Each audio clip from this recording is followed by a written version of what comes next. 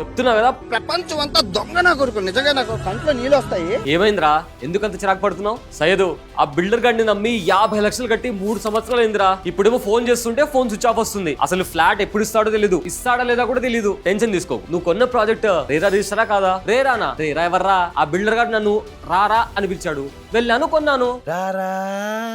వారిని అంగట్లో అన్ని ఉన్నా అల్లుడినట్లో శని అన్నట్లు నీ కథ. రేరా అంటే రియల్ ఎస్టేట్ రెగ్యులేటరీ అథారిటీ. దీని పవర్ తెలుసా నీకు? రేరా సెక్షన్ 18 ప్రకారం బిల్డర్ గాని చెప్పిన డేట్ కి ఫ్లాట్ ని హ్యాండ్ ఓవర్ చేయకపోతే బ్యాంక్ లో ఆ డబ్బుకి ఎంతైతే వడ్డీ వస్తుందో వడ్డీతో సహా మొత్తం డబ్బు అతను నీకు పెనాల్టీ కట్టాల్సి ఉంటుంది. ఏంటి నిజమా? ఇంకో విషయం ఏంటంటే సయ్యదు, వాడు నాకు జిమ్ ఏరియా, స్విమ్మింగ్ పూల్ కూడా కట్టిస్తా అన్నాడు. అవి అక్కడ లేకపోతే అప్పుడేం చేయమంటావు? బ్రౌచర్ లో ఒకటి చూపించి రియాలిటీలో ఇంకోటి ఇస్తే రేరా సెక్షన్ 12 ప్రకారం full money with interest return ఇచ్చేయాలి లేదా కాంపెన్సేషన్ పే చేయాలి.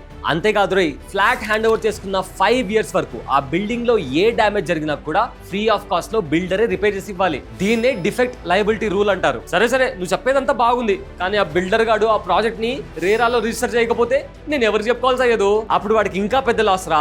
ఏదైనా ప్రాజెక్ట్ ని రేరాలో రిజిస్టర్ చేయకుండా అమ్మితే ఆ ప్రాజెక్ట్ మొత్తం విలువలో 10% అమౌంట్ ని పెనాల్టీగా కట్టాల్సి ఉంటుంది. లేదనుకో జైల్లో 3 సంవత్సరాలు చిప్పకూడి తినాలి. సో నువ్వు ఒక పని చేయి, ఇమీడియట్ గా రేరా వెబ్సైట్ లోకి వెళ్ళి రిపోర్ట్ అన్రిజిస్టర్ ప్రాజెక్ట్ అనే ఆప్షన్ లో కంప్లైంట్ ని ఫైల్ చేయి. మిగతాదంతా గవర్నమెంట్ చూసుకుంటుంది. అజ్జో బాబోయ్, ఈ విషయం నాకు ముందే తెలిస్తే ఎంత బాగున్నో.